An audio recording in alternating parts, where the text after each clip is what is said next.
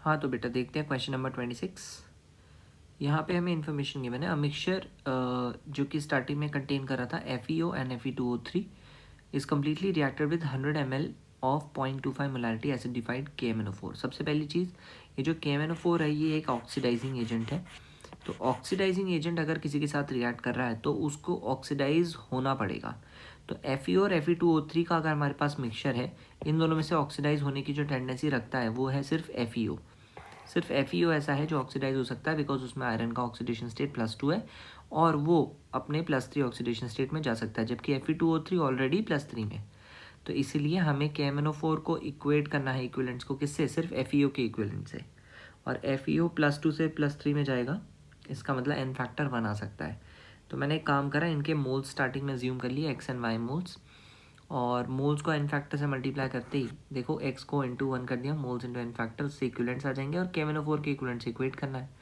KMnO4 के equivalent से equate करोगे तो 0.25 मोलैरिटी था, वॉल्यूम था 100 ml, 100/1000 कर दिया तो लीटर में आ गया। Moles multiply by n factor 5, KMnO4 Mn2+ में चला जाता है तो n फैक्टर 5 आ जाएगा। इससे हमें x का डेटा मिल गया, ये x जो कि यानी कि FeO के मोल्स मिल गए 1/8 मोल्स। अच्छा, अब Fe2+ जो है वो यानी कि आयरन FeO का जो Fe2+ है वो KMnO4 से रिएक्ट करने के बाद सब आयरन 3+ में कन्वर्ट हो गया होगा। आयरन 3+ में कन्वर्ट हो गया होगा मतलब 1/8 मोल्स जो है आयरन, वो तो Fe2+ जो Fe3+ में कन्वर्ट हुआ है वो है। उसके बाद बाकी का जो आयरन 3+ है वो आया होगा कहाँ से, वो आया होगा इधर से, इस वाले से आया होगा बाकी का Fe3+। वो कितना आएगा, देखो y मोल तो इसी के हैं, Fe2O3 के y मोल्स हैं, तो Fe3+ के कितने हो जाएंगे 2y ऑब्वियसली। तो ये जो दूसरा 2y लिखा हुआ है ये Fe3+ के मोल्स वहाँ से आए। देयरफॉर हमने लिखा है टोटल Fe3+ इन सोल्यूशन, ये हो जाएगा 1/8 + 2y मोल्स, ये टोटल हो गए हमारे Fe3+ इन द सोल्यूशन। अच्छा, इसके बाद क्या बोला है, resultant solution was then titrated with zinc dust which converted Fe3+ of the solution to Fe2+। अब देखो ये जितना भी Fe3+ है सारा का सारा किस में कन्वर्ट कर दिया हमने, Fe2+ में। तो लिखा है all this Fe3+ is converted to Fe2+ with the help of zinc, यानी कि Fe2+ सारा का सारा उतना ही रह जाएगा जितना Fe3+ था, जो कि था 1/8 + 2y मोल्स। ये हमारा Fe2+ का डेटा आ गया जो कि एक्चुअली में Fe3+ का हुआ करता था।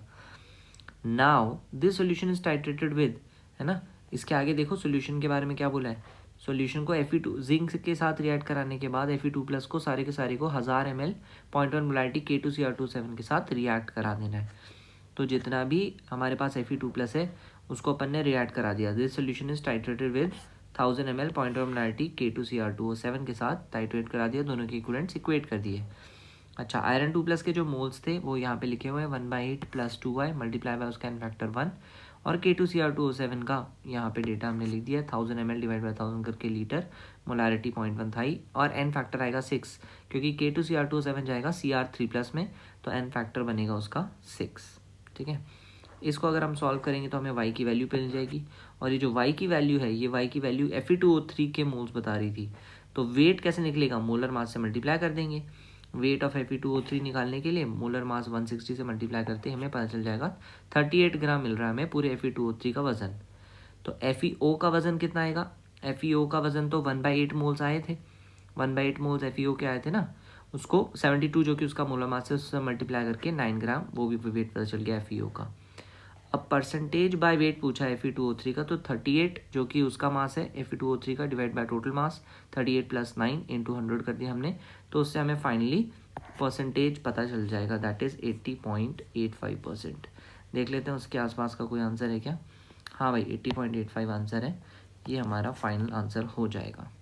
ओके, क्योंकि हमसे पूछा भी वही था, find the wait percentage of Fe2O3 in the mixture, जो कि हमारा टोटल x + y है ना, x मोल और y मोल के हिसाब से हमने टोटल मास निकाल लिया था, और फिर Fe2O3 का जो भी मास था उससे डिवाइड करके इंटू 100 करके फाइनल परसेंटेज भी